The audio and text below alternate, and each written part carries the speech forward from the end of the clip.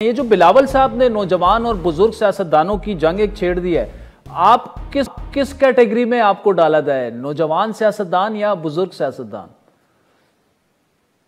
جی نہیں، میں تو چاہوں گا کہ عمر کی بجائے کارکردگی کو معیار بنایا جائے کہ انہوں نے کیا ڈیلیور کیا ہے. تو بجائے یہ کہ ہم ایک دوسرے کی عمریں گنتے رہیں.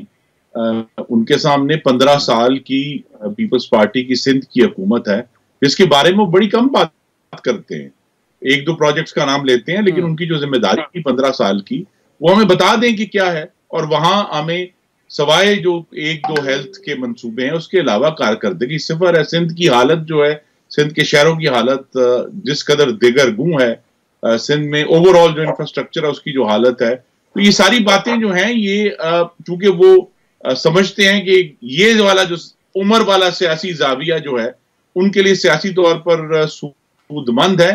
لیکن ابھی چونکہ مسلم لیگ نون کا یہی فیصلہ ہے، میاں نواز شریف کا یہی فیصلہ ہے کہ پاکستان پیپلز پارٹی کے ساتھ ہمارا ایک ورکنگ ریلیشن شپ قائم تھا جو رہا 16 مہینے، اور اس کو اتنی آسانی سے ہم چند بیانات کے دباؤ پر ختم نہیں کریں گے.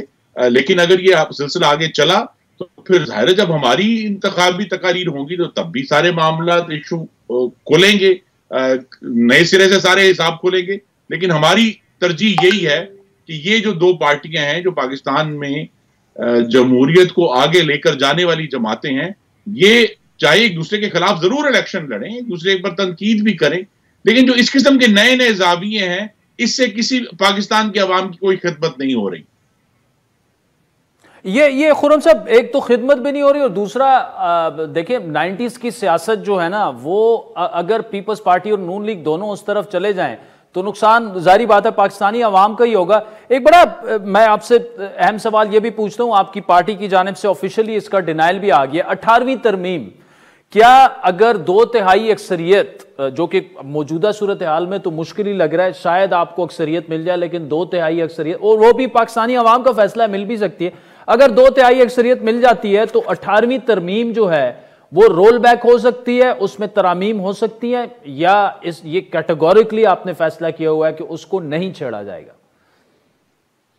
جی اصل میں ایک کنفیوژن آ جاتا ہے 18ویں آئینی ترمیم میں اور نیشنل فائنانس کمیشن ایوارڈ جو 2009 میں ہوا تھا. تو میں پھر اپنی پارٹی کی طرف سے صراحت سے کہنا چاہتا ہوں کہ مسلم لیگ نون پوری طرح 18ویں آئینی ترمیم کی حمایت کرتی ہے. مجھے اللہ تعالیٰ نے اس وقت یہ کرم کیا، میں پارلیمان میں تھا، میں نے خود اس کے حق میں ووٹ ڈالا ہے. وہ ایک درست اقدام تھا صوبوں کو زیادہ انتظامی اختیارات دینے کا. ایشو جو بنا ہے جس پہ جو سوال اٹھے گا وہ نیشنل فائنانس کمیشن کا ہے کہ کیا پاکستان میں یہ 4 صوبے ہی صوبوں کے لحاظ سے مالیاتی طور پہ گنے جائیں گے، یا اب ہمیں گلگت بلتستان اور آزاد جموں کشمیر کو بھی بطور صوبہ جو ان کے مالیاتی حقوق ہیں وہ دینے ہیں. کیا ہمیں کس حد تک سپورٹ کرنا ہے جو سابقہ قبائلی علاقے ہیں ان کے ساتھ بھی پاکستان کی حکومت کی کمٹمنٹ ہے. اور اوور آل جو صوبوں کا کردار ہے پاکستان کی معیشت میں اس کے اوپر بھی گفتگو ہوگی کہ کیا ان کی کتنی ذمہ داری ہے، ہم کہتے ہیں ایز آف ڈوئنگ بزنس میں، نئی انویسٹمنٹ کریٹ کرنے میں. کیونکہ صوبے اس وقت جو ہیں وہ صرف ان کو ایک بجٹ دیا جاتا ہے جسے وہ خرچ کرتے ہیں، بعض جگہوں میں ٹھیک خرچ کرتے ہیں، بعض جگہوں میں ٹھیک نہیں کرتے. یہ سوال اس طریقے سے سندھ کے بارے میں بھی ہوگا جب اگر معاملات آگے بڑھتے ہیں. لیکن ایشو یہی ہے کہ ہم سب کو یہ اب کلیئر ہونا چاہیے کہ جو معیشت کی بحالی ہے، روزگار کی فراہمی ہے اور پاکستان کے لوگوں کو سروس کی ڈیلیوری ہے، اس میں صوبوں کا بھی انتہائی اہم کردار ہے. تو لہٰذا یہ سب باتیں نیشنل فائنانس کمیشن ایوارڈ کو جب دیکھا جائے گا، اور آئین یہ کہتا ہے کہ نیشنل آئینی ترمیم کے برعکس نیشنل فائنانس کمیشن ایوارڈ جو ہے وہ ہر 5 سال بعد ریوائز ہونا چاہیے. تو لہذا اس کی ایک آئینی بیکنگ بھی ہے.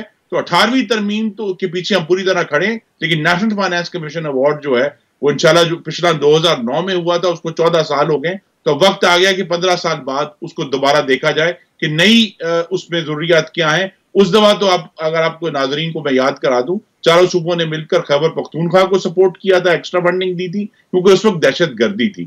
اس طرح پنجاب نے اپنا ایک حصہ تقریباً 3/4 مالیات کا وہ انہوں نے بلوچستان کو دیا تھا تاکہ بلوچستان کی ترقی ہو سکے. تو کیا آج بھی ان سب چیزوں کی ضرورت ہے؟ تو زیادہ NFC کو تو ریوائز ہوگا، لیکن 18ویں ترمیم اپنی جگہ پر کھڑی ہے.